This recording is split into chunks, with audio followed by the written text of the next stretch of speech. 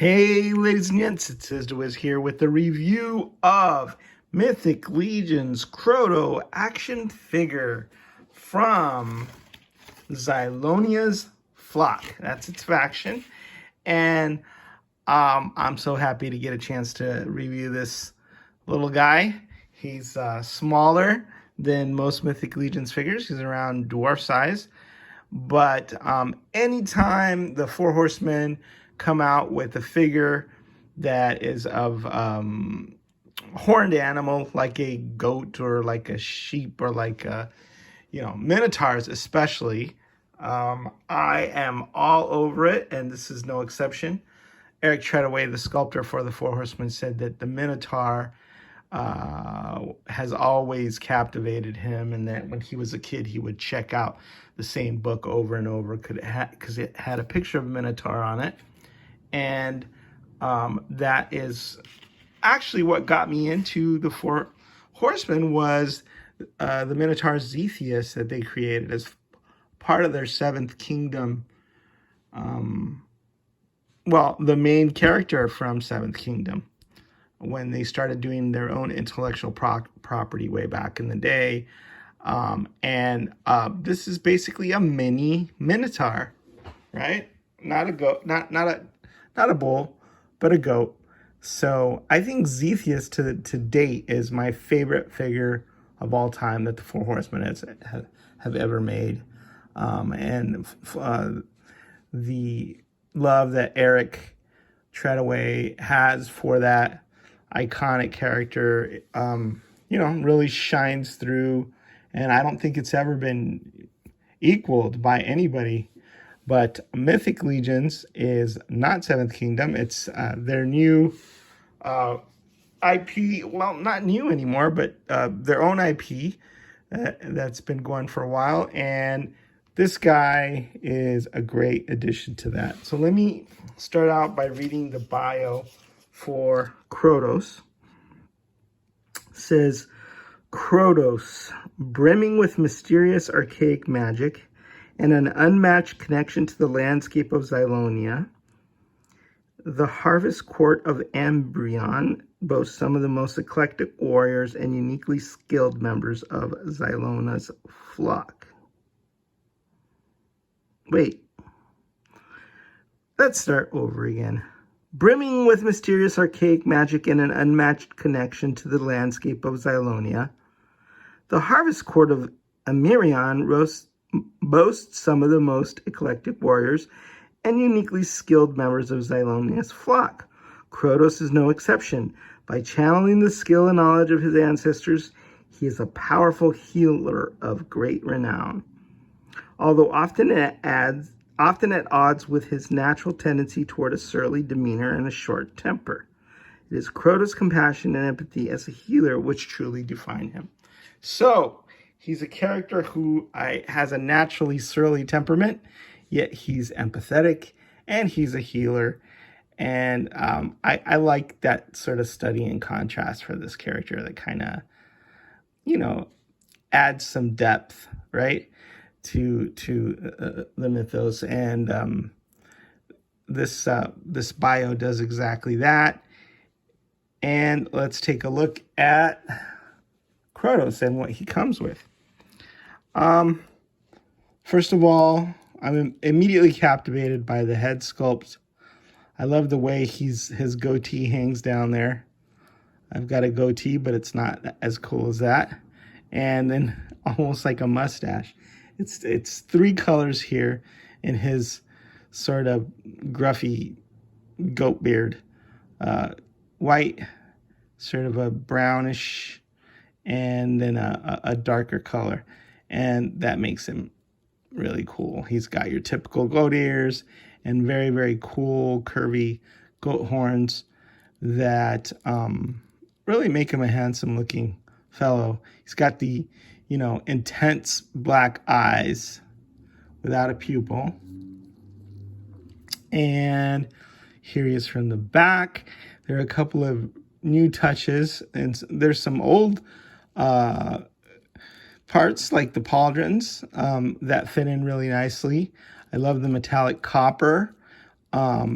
he has some shared parts with other characters, but when you put him on this little short, stocky frame, he really, really looks like a unique addition. One thing that I haven't seen before is this magic staff here. And since he's a, goat or sheep-like animal, having a staff makes sense. It comes off there at the top, but it's got some magical dangly bits, I guess, for lack of a better word. Maybe some potions or some magical healing medicines there. So I really like this staff, and I think it really suits the character super well. There's another part that's kind of new that I'm a big fan of, and it's this sort of shoulder man purse, or goat purse in this case. Silver accents with some cool swirly, I don't know, magical looking designs on there. A nicely painted little buckle. It doesn't open, it's just a solid piece, but then down here he's got like some parchment strapped to it. So you just imagine that he has all sorts of medicines or, magical potions in there that he'll whip out and heal you with. So here you go. You see some of these finely detailed studs there, the buckle, and it fits really nicely over his shoulder. So that's what makes these sort of details and these sort of accessories are what make the characters really come to life in my eyes. And then he also comes with an axe. So I guess this is part of his surly demeanor. It's a mean-looking, sharp axe, and it's color coordinated with his outfit. And I like the fact that you have now these built-in straps that can hold a weapon or a sword or, whatever, and they're permanently attached. And it's a different approach than what was used before, where we had like the freestanding belts, but these look super duper cool. And, it's cinched up. There we go, with the buckle and everything, and just awesome. The color is sort of fits in really well with Xylona's flock and the guard. I'm forgetting what they're called now, but he seems like he could be part of that regiment, just sort of providing aid and comfort during battle, and if need be, wielding an axe as well as healing folks. So let me see here. This is how I'm going to display him with his staff in hand.